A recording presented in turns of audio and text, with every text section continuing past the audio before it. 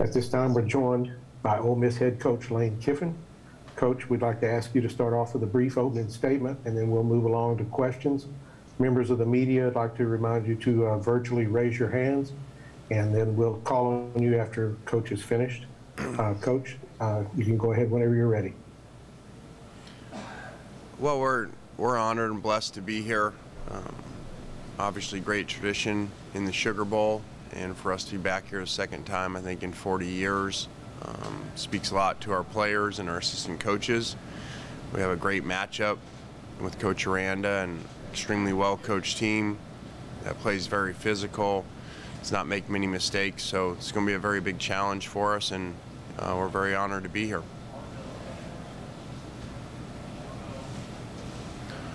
We'll start off with the first question from Parrish Alford, Northeast Mississippi Daily Journal. Hey, Lane, Coach Aranda was talking about the importance of relationships, building those in terms of helping prevent opt-outs, maybe building chemistry. You've talked a lot about the chemistry on this team. Are there other things you think that can be done that would encourage players to hang around and really play this last game? I mean, you guys haven't struggled with that, it appears, but a lot of other bowl games have.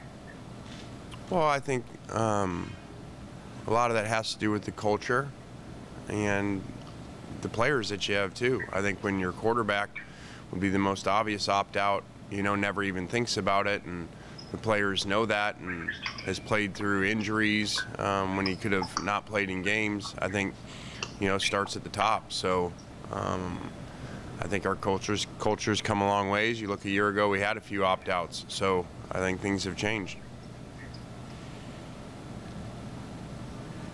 I'll go to John Sokoloff with WCBI. What's up, Lane? Just 2 years ago, 2019, this team won 4 games, and now, they're playing in the Sugar Bowl. I know you weren't here for that in 2019, but a lot of players were on that team, and to see kind of that rise and them all being a part of that journey together, based on your head coaching experience, do you think that, kind of going through a leap like that, do you think that kind of helps add to their culture and the fact that guys have been through a climb like that? Like, how much does that kind of help cohesion? I think a lot. Our last job at FAU, they had won 3 games and then won 11 games our first year. So we were able to see that and excitement, and they'd only won 3 games for 3 years in a row.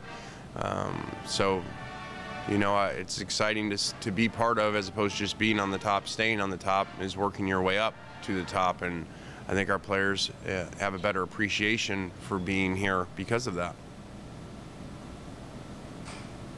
Thank you. Yep.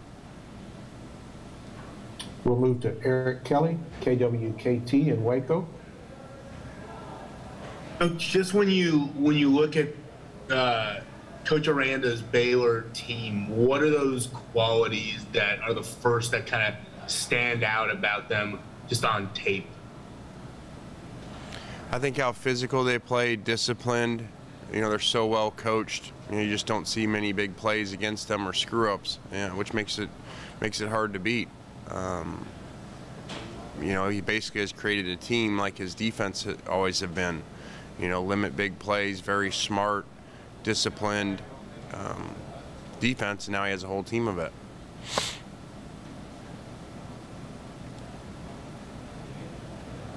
Moving along, Nick Suss with the Clarion Ledger.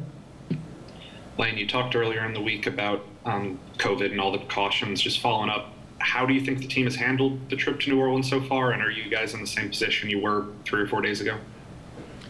I think they've done well. As you guys know, we came down here as late as we could to help that, so it's not been ideal for them from a fun week, but it is what it is, and I think we're blessed to be in a big-time bowl, so they could understand the importance of staying locked down for the most part and being COVID safe, over going and having fun.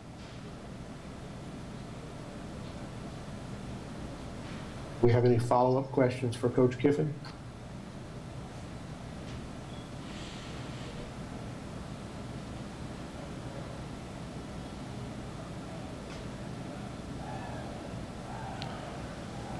All right, guys.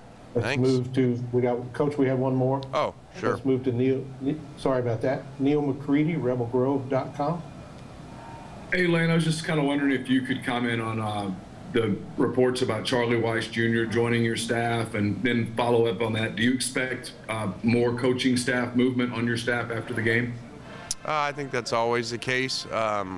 You know, when you do well, you know, you a lot of times lose coaches. That's part of it. You know, you don't lose many when you're not doing well. So, you know, with winning, a few problems come, and that's one of them.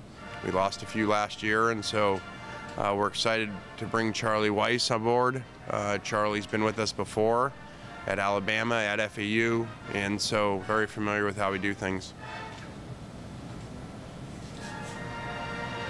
Thank you, Coach. We appreciate your time. All right, guys. Have a good weekend.